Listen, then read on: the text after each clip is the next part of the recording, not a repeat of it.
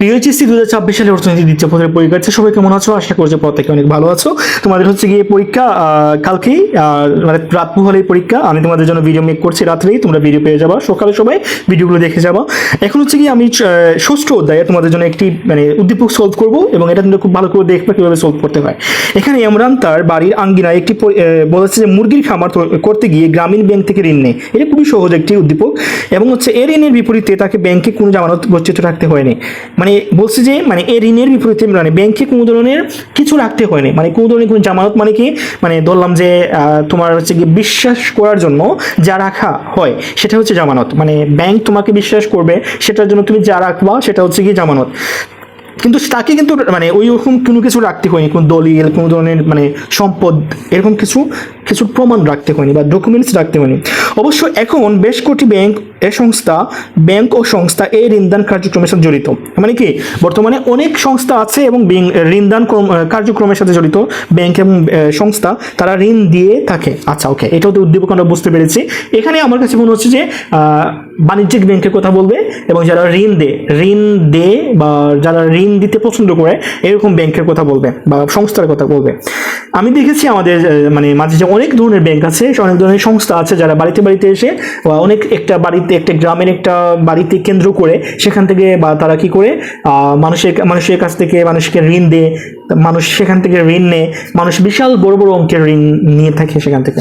তো এখানে হচ্ছে উদ্দীপকে বলছে প্রশ্ন হচ্ছে গ্রামীণ ব্যাংক কত সালে প্রতিষ্ঠিত হয়? এটা হচ্ছে গিয়ে 1983 সালে গ্রামীণ ব্যাংক প্রতিষ্ঠিত হয়। এটা খুব সুন্দর করে তোমরা মার্ক করে নিবা, ঠিক আছে? আচ্ছা, তারপর হচ্ছে ক্ষুদ্র ঋণ বলতে কি বোঝায়? এটা কিন্তু খুব ইম্পর্টেন্ট একটা কোয়েশ্চেন। দেখো এখানে উত্তর কিভাবে বলছে যে বাংলাদেশের অবহেলিত ও পশ্চাৎপদ জনগোষ্ঠীর আর্থসামাজিক উন্নয়নের জন্য। মানে কি, বাংলাদেশের অনেক এলাকা আছে যেখানে মানুষের মানে চলাফেরা বা মানুষের জীবনযাত্রার মান খুবই নিম্ন পর্যায়ের, তারা সুযোগ সুবিধা পায় না, তারা অনুন্নত জীবনযাপন মানে পালন করে বা জীবনযাপন মানে পরিচালনা করে, তারা কোনো ধরনের সুযোগ সুবিধা পায় না ঋণ নেওয়ার জন্য বা তারা নিজেকে ডেভেলপ করার জন্য, উন্নত করার জন্য কোনো ধরনের সাপোর্ট পায় না।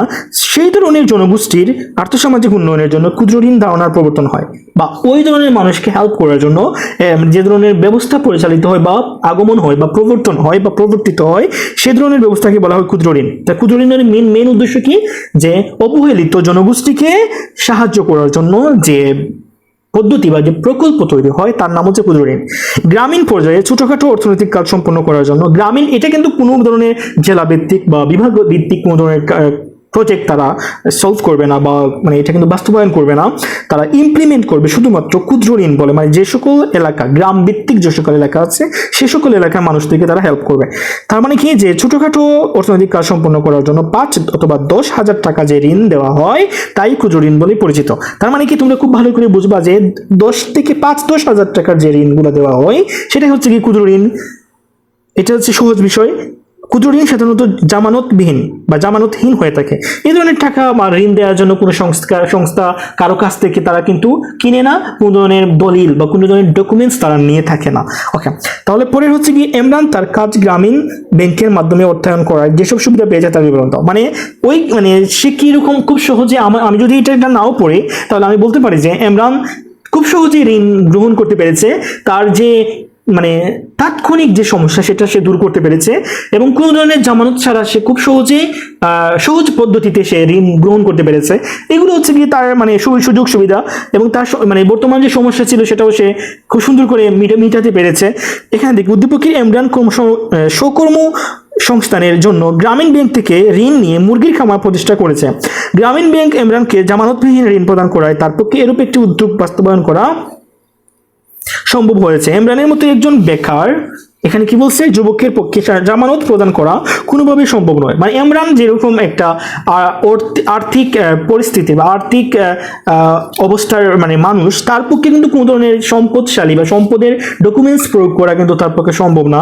দ্যাটস ওয়াই তার জন্য এটা খুব বেশি সুযোগ হয়েছে বা তার জন্য একটা সুবিধাজনক হয়েছে এই ঋণটা গ্রহণ করা। তাই যদি কোনো ব্যাংক বা অন্য কোনো প্রতিষ্ঠান তাকে ঋণ না দেয় সেক্ষেত্রে তার কিছুই করার ছিল না। ঠিক আছে, কারণ তার আর কোনো উপায়ও নাই। গ্রামীণ ব্যাংক যদি এভাবে না এগিয়ে আসতো তবে তার পক্ষে কোনো একটি মুরগির ফার্ম প্রতিষ্ঠা করার কোনোভাবেই সম্ভব হতো না। সে একজন সফল উদ্যোক্তা হিসেবে আত্মকর্মসংস্থানের ব্যবস্থা করতে পারতো না। গ্রামীণ ব্যাংকের জামানতবিহীন এবং শর্তহীন ঋণ সুবিধাই তাকে সাফল্যের দ্বারপ্রান্তে পৌঁছে দিয়েছে। খুবই সুন্দর করে আমরা উত্তরগুলো দিতে পারবো। দেন কি বলছে এখানে আমাদের প্রশ্নে, যে এটা আমাদের হয়ে গেল বাংলাদেশ সরকারের দুটি সংস্থা প্রতিষ্ঠানের ক্ষুদ্র ঋণ দান কার্যক্রম বিশ্লেষণ করো। মানে বিশ্লেষণ করতে বলছি, তোমরা জানা মতো বা আমরা পাঠ যদি পড়ি, আমরা পাঠ পড়লে কিন্তু আমরা বাংলাদেশ সরকারের অনেকগুলো সংস্থা বা প্রতিষ্ঠান আছে যারা ক্ষুদ্র ঋণ দিয়ে থাকে, তাদের নাম যে কোনো দুইটা ব্যাংকের নাম বা সংস্থার নাম আমরা এখানে বিশ্লেষণ করব। যেমন আমি এখানে দেখি, তোমরা খুব ভালো করে মুখস্থ করে ফেলবা। বাংলাদেশের মতো জনবহুল ও উন্নয়নশীল দেশের জন্য ক্ষুদ্র ঋণ একটি কার্যকরী ও ফলপ্রসূ বিষয়। এদেশের বিপুল সংখ্যক জনসংখ্যাকে জনসম্পদে রূপান্তরিত করতে, তাদের সৃজনশীল প্রতিভার বিকাশ করাতে ক্ষুদ্র ঋণ একটি সুন্দর মাধ্যম। মানে কি, এটা তোমরা খুব সুন্দর করে বুঝতে পারবা। মনে রাখার জন্য আমি বলতে পারি যে, মানে যারা খুবই অসহায় মানুষ আছে বা নিম্ন শ্রেণীর মানুষ আছে, যারা দারিদ্র সীমার নিচে বসবাস করে, তাদের যে আত্মকর্মসংস্থান, তারা কিভাবে নিজের পায়ে দাঁড়াবে, নিজের সক্ষমতা দিয়ে তারা কিভাবে মানে একটা কাজ করবে, তাদের জীবিকা নির্ভর করবে, তাদের চাহিদা মেটাবে, সে সকল কাজগুলা মেটানোর জন্য বাংলাদেশ ব্যাংক বা সংস্থা যে সকল পদক্ষেপ গ্রহণ করেছে সেগুলি কিন্তু মানুষের অনেক কাজে আসতেছে। ঠিক আছে, তারপর হচ্ছে গিয়ে গ্রামীণ ব্যাংকের প্রতিষ্ঠাতা ডক্টর মোহাম্মদ ইউনুস কিন্তু বলেছে যে ক্ষুদ্র ঋণ ধারণার প্রবর্তক তিনি হচ্ছেন। তার মানে কি, এটা খুব সুন্দর একটা পয়েন্ট যে বাংলাদেশ বলছে যে এখানে সৃজনশীল প্রতিভার বিকাশ হচ্ছে। গ্রামীণ ব্যাংকের প্রতিষ্ঠাতা এখানে বলছে গ্রামীণ ব্যাংকের প্রতিষ্ঠাতাকে, তাহলে গ্রামীণ ব্যাংকের প্রতিষ্ঠাতার নাম হচ্ছে ডক্টর ইউনুস, মোহাম্মদ ইউনুস। তিনি হচ্ছে ওইটা প্রবর্তন করেন গ্রামীণ ব্যাংকটা। বাংলাদেশের গ্রামীণ ব্যাংক ক্ষুদ্র ঋণ কার্যক্রম শুরু করলেও বর্তমানে অনেক প্রতিষ্ঠান ক্ষুদ্র ঋণ কার্যক্রম পরিচালনা করছে। তার মানে কি, বাংলাদেশের গ্রামীণ ব্যাংক ছাড়াও আরো অনেক প্রতিষ্ঠান রয়েছে যারা কি করে ক্ষুদ্র ঋণ ক্ষুদ্র ঋণ পরিচালনা করে থাকে। তাহলে তাদের মধ্যে হচ্ছে কি, এর অধিকাংশ প্রতিষ্ঠান বেসরকারি বা এনজিও হলেও সরকারি পর্যায়ে কয়েকটি প্রতিষ্ঠান ক্ষুদ্র ঋণের সাথে জড়িত। বাংলাদেশ সরকারের MRA micro credit regulatory authority বা ক্ষুদ্র ঋণ নিয়ন্ত্রণ কর্তৃপক্ষ ক্ষুদ্র ঋণ সম্পর্কিত সকল কার্যক্রম নিয়ন্ত্রণ করে থাকে। ক্ষুদ্র ঋণদানকারী সকল প্রতিষ্ঠান MRA এর নিকট দায়বদ্ধ থাকে। এটি ক্ষুদ্র ঋণদানকারী সব প্রতিষ্ঠানের অভিভাবক স্বরূপ সরকারি প্রতিনিধি হিসেবে কাজ করে থাকে।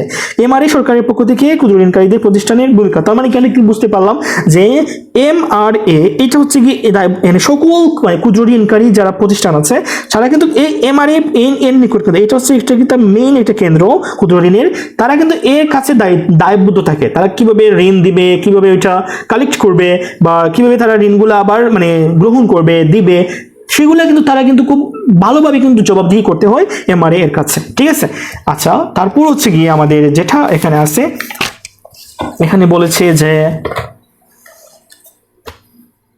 সরকারি অপর একটি স্বায়ত্তশাসিত প্রতিষ্ঠান হলো PKSF বা পল্লী কর্ম সহায়ক ফাউন্ডেশন।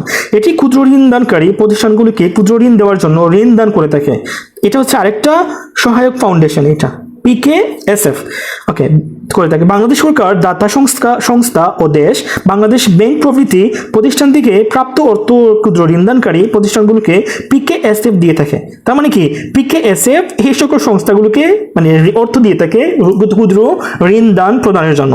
প্রদত্ত অর্থের যথাযথ ব্যবহার হচ্ছে কিনা তাও তদারকি করে সরকারি প্রতিষ্ঠানটি। তাই সরকারি এই প্রতিষ্ঠানটি PKSF এটাও কিন্তু সঠিকভাবে সবকিছু হচ্ছে কিনা সেটাও কিন্তু তদারকি করে বা এটা কিন্তু তারা পর্যবেক্ষণ করে। তাহলে এইটা হচ্ছে তোমাদের আজকের জন্য উদ্দীপক ছিল। আমি খুব স্পিডে কথা বলেছি কারণ হচ্ছে গিয়ে অনেক বড় একটা উদ্দীপক ছিল, আর অবশ্যই তোমরা এই উদ্দীপকটি দেখে যাবা আর এইভাবে কিন্তু পরীক্ষার উত্তরগুলো দিয়ে আসবা প্রশ্নের। ইনশাআল্লাহ তোমাদের পরীক্ষা অনেক ভালো হবে। Best of luck to all of you. নতুন কোনো ভিডিওতে আবার দেখা হচ্ছে। আল্লাহ হাফেজ।